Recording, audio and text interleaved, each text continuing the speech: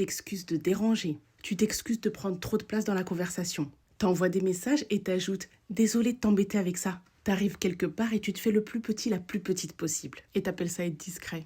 Ou pas aimer me mettre en avant. Non, c'est pas ta personnalité. C'est une stratégie de survie qui date de très longtemps. Et abonne-toi parce que je vais souvent parler de ça. Quand t'étais enfant, si tes besoins prenaient trop de place, et ça peut être plein de choses, hein.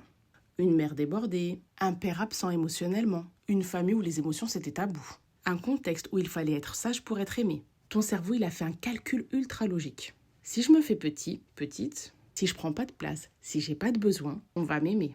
On va pas me rejeter et je resterai en sécurité. C'est une stratégie brillante pour un enfant, vraiment.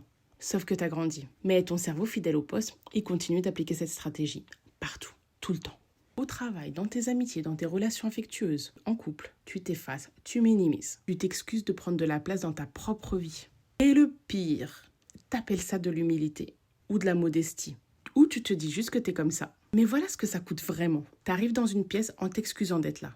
Tu prends des décisions en fonction de ce que les autres vont penser. Tu rêves en petit, tu te permets pas. Et quelque part, tout au fond, t'as cette voix qui te dit que t'as pas vraiment ta place, que tu dois la mériter constamment.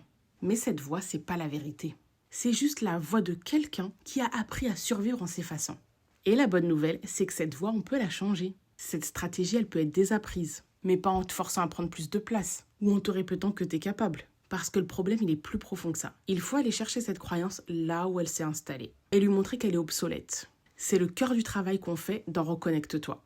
Te permettre d'exister pleinement sans t'excuser. Le lien, il arrive bientôt, promis. Et si quelqu'un dans ta vie s'excuse constamment d'exister, tag-le dans les commentaires. Ça peut vraiment l'aider.